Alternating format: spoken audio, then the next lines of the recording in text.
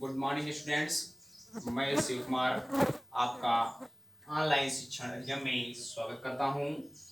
आपका विषय है लेखा शास्त्र। लेखा शास्त्र में पिछले वीडियो में हमने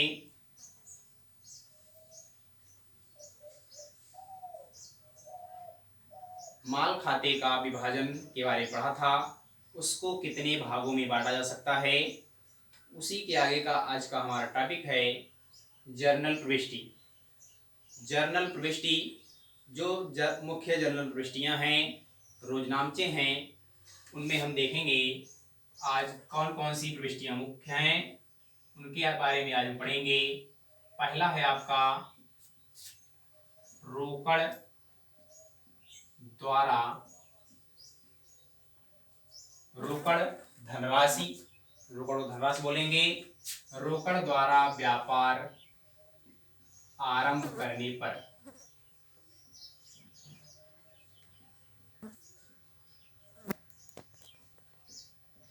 किसी व्यापारी द्वारा रोकड़ या धनराशि से व्यापार आरंभ करने पर उसकी जर्नल प्रविष्टि क्या होगी, उसको हम देखेंगे। कैश अकाउंट DR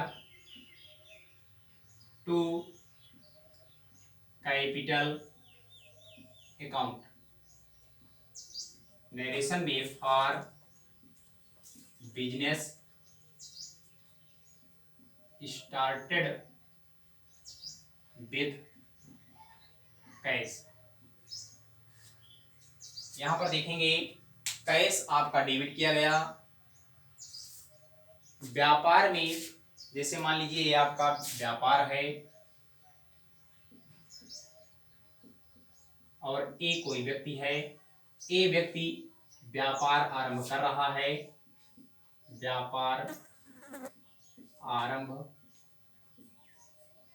कर रहा है।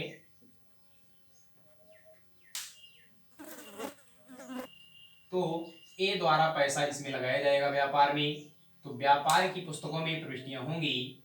तो ए का व्यापार है तो एक यहाँ लिखा होगा व्यापार संबंधी प्रविष्टियों में व्यापार में पैसा आ रहा है, आ रहा है। तो आने वाली संपत्तियों को डेबिट करेंगे वास्तविक खाते के नियम के अनुसार। कैश रोकड़, रोकड़ आपकी संपत्ति है, रोकड़ आपका वास्तविक खाता है। वास्तविक खाते का नियम है व्यापार में आने वाली वस्तुओं एवं संपत्तियों को ऋणी करते हैं। तो यहाँ पर व्यापार में पैसा आ रहा है इसलिए कैश को डेबिट किया जाएगा, कैश अकाउंट DR। उसके बाद to capital account. Capital account यहाँ पर ए व्यापार आरंभ कर रहा है। यहाँ पर ए का नाम नहीं लिखेंगे क्योंकि जो पूंजी खाता होगा वो व्यापार के स्वामी के खाते का प्रतिनिधित्व करता है। इसलिए यहाँ पर ए का खाता न लिख करके यहाँ पर लिखेंगे कैपिटल अकाउंट। व्यापार के स्वामी का जो खाता होगा वो पूंजी खाता प्रतिनिधित्व करता है, इसलिए यहाँ पर कैपिटल अकाउंट लिखा जाएगा। ये आपका हो गया पूंजी खाता है। तो इसमें पूंजी खाता कौन सा खाता होगा, व्यक्तिगत खाता होगा। व्यक्तिगत खाते का नियम है पाने वाले व्यक्ति या संस्था के खाते को ऋणी तथा देने वाले व्यक्ति या संस्था के खाते को धनी करते हैं। यहाँ पर ए पैसा दे रहा है संस्था को, इसलिए यहाँ पर ए के खाते को क्रेडिट किया जाना चाहिए, परंतु यहाँ पर ए के स्थान पर पूंजी खाता प्रतिनिधित्व कर रहा है, इसलिए कैपिटल अकाउंट को क्रेडिट किया गया है। दूसरी प्रविष्टि आएंगे माल द्वारा व्यापार आरंभ करने पर।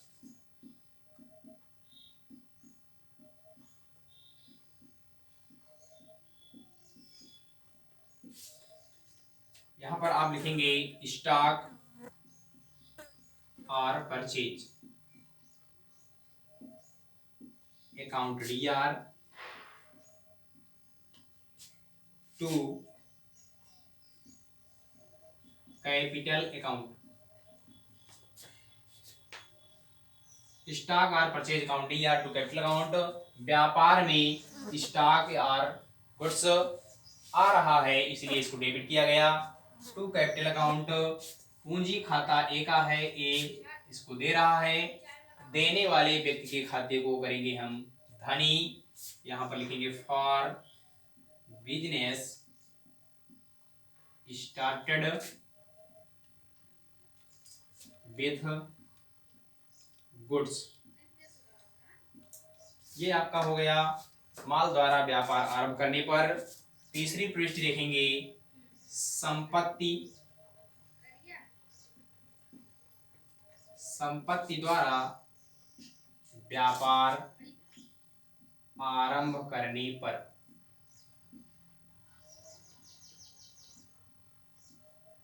आरंभ करने पर इसमें एंट्री आपकी हो जाएगी एसेट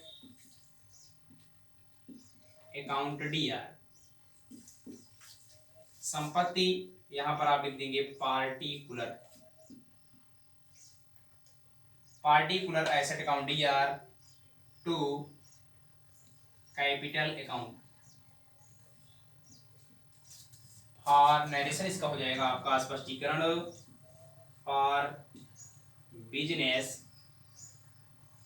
स्टार्टेड विथ एसेट्स। ये आपका इसका नरेशन हो जाएगा। पहली प्रविष्टि आपने देखा रोकड़ द्वारा व्यापार आरंभ करने पर। दूसरी प्रविष्टि है आपकी माल द्वारा व्यापार आरंभ करने पर। तीसरी प्रविष्टि है संपत्ति द्वारा व्यापार आरंभ करने पर। इसके आगे देखेंगे चौथी प्रविष्टि, इसको मिटा देते हैं।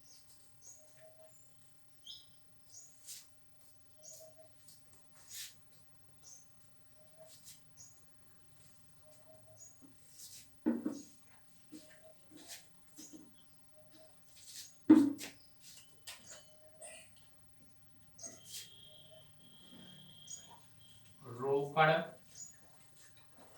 माल संपत्ति से व्यापार आरंभ करने पर।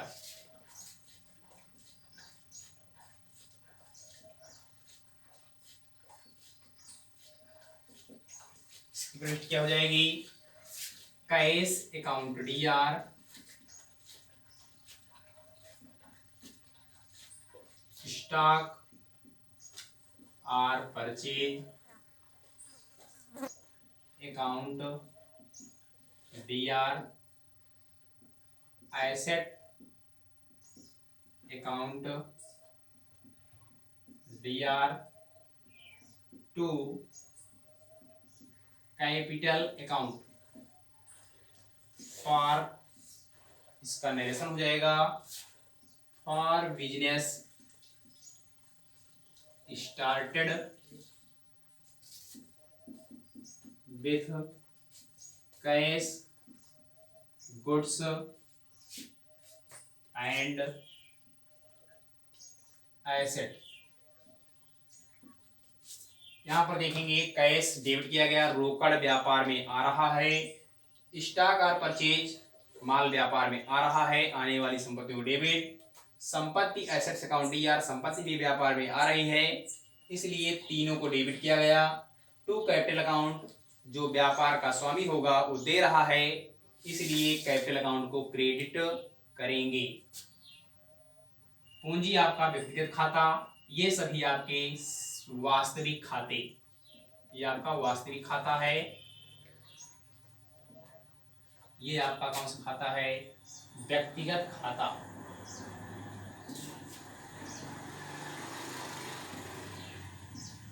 व्यक्तिगत खाता क्यों है क्योंकि जो पूंजी होगी वो वह पूंजी व्यापार के स्वामी की पूंजी होगी इसलिए व्यापार का जो स्वामी होगा उसका खाता व्यक्तिगत खाता होता है इसलिए पूंजी खाता भी व्यक्तिगत खाता होगा। पांचवी प्रविष्टि देखेंगे माल तथा रोकड़ का आहरण करने पर या निजी प्रयोग के लिए निकालने पर व्यापार के स्वामी द्वारा निकालने पर एंट्री आपकी हो जाएगी drawing account DR to purchase account to cash account for goods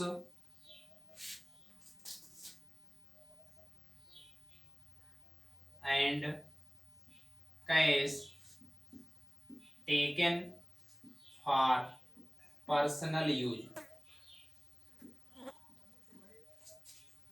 व्यक्तिगत प्रयोग के लिए व्यापारी ने माल तथा रोकड़ निकाला। यदि क्वेश्चन में आपको मिलता है कि व्यापारी ने 4000 रुपए का माल निजी प्रयोग के लिए निकाला, तो आप यहाँ पर ड्राविंग अकाउंट या टू परचेज ही करेंगे।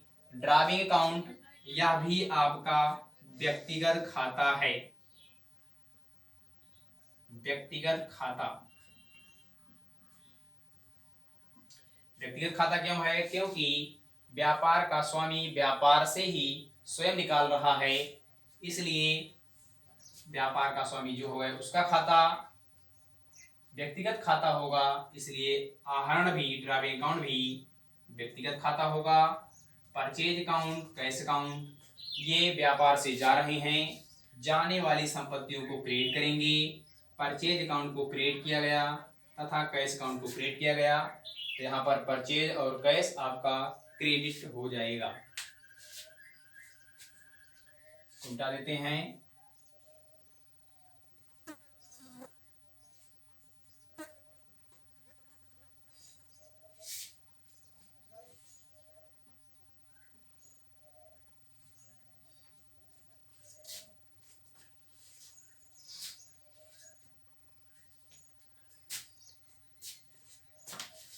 आज के वीडियो में बस इतना ही। इसके आगे का जो मुख्य जनरल प्रविष्टियां हैं उन प्रविष्टियों को नेक्स्ट वीडियो में बताएंगे। धन्यवाद।